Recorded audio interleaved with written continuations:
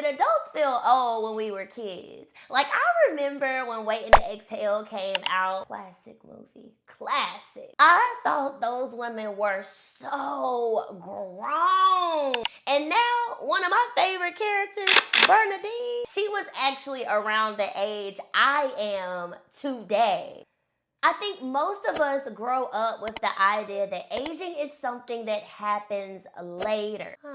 Like one day you just become old. And honestly, it wasn't until I started studying gerontology that a lot of thoughts I had related to aging shifted for me. Most people really don't know what aging is. For some people, you might think that it starts when your back starts hurting or your knees are aching all of the time and you're in your late 20s and you're pushing 30. Or for some people, you think it's when you turn 40. Others might think that it's when you get that AARP card in the mail. You've got mail. The truth is, you've been aging since you were born. Now, let's pause for a second and be honest.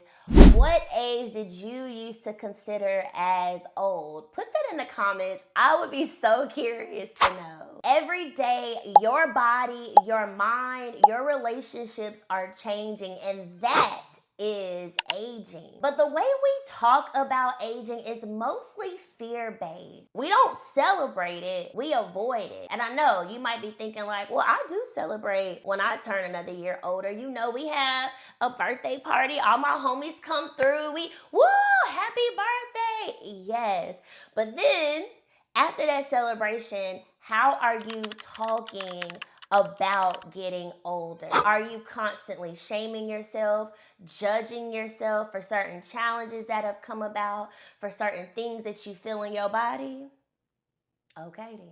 We are a lot of times trying to anti-age our aging experiences. And what we're really doing is pushing it off as far away from us as possible, because we've been taught that aging equals decline. We've confused aging with failure.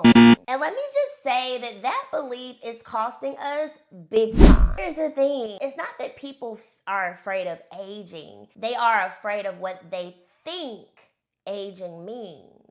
We've been sold this type of story, that aging means becoming irrelevant, that you'll be lonely, invisible, weak, unattractive, that your best days are behind you.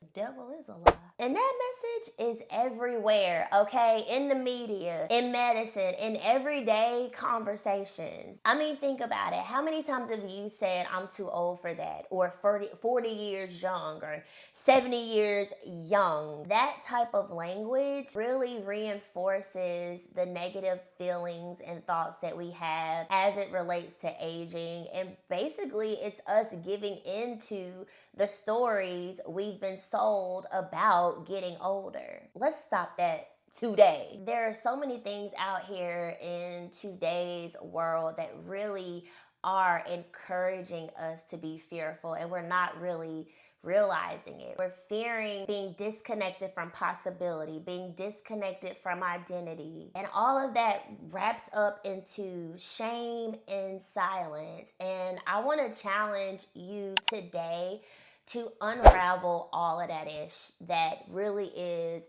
encouraging fear in your aging experience. I also want to say that you're not broken for feeling what you feel about getting older. This conversation isn't to make you feel bad or make you judge yourself for those thoughts and feelings. We've been conditioned that aging is something that we need to fight. But what if we stopped looking at aging as the enemy and started looking at it as an opportunity to continue, grow, shift, and evolve, just like you always have. You don't have to fear it. You don't have to avoid it. You actually can define it on your own terms. So what does it look like for you? What does it feel like for you? What does it smell like for you? Add those 5 senses in there. I know I ain't name them all, but still. Think of it in that type of way, because that's not wishful thinking. That is you really writing out what you want things to look like for you. And that's what Gero-what is all about. Because we've been aging, we're getting to a point where we're like, you know what? I know y'all said I don't need to do this and I should do this and I gotta say this and feel this and think this and have this or whatever. But today and moving forward, it's gonna be blah, blah, blah, blah, blah. All right? Even with the barriers and things that are out there that have been intentionally put in place to keep us from being able to thrive and really age the way we want to, the small shifts that we make mentally and in our words and in our actions is an act of resistance. And we are still resisting what society, our families, our friends, our coworkers, whomever tell us we should be doing. And we are saying now, nah, this is what I want to do. This is how I'm going to do it. And this is when I'm going to do it. Whether you are 20, 30, or 40, or 55, or whatever age, I'm speaking to you. I want you to know that the pressures and the things that we have been taught about what we need to do and don't do and should wear and shouldn't wear, and it ain't gotta be like that. Now, I want you to let me know what is something that you need to unlearn today that no longer serves you. Let's keep this kind of conversation going. That's all I got for you today. Make sure that you hit that subscribe button because I'm bringing more tips and resources and all the things related to aging, which are things that you can apply to your aging experience that will enhance it. In the meantime, in between time, you be blessed. And thank you for watching. Bye.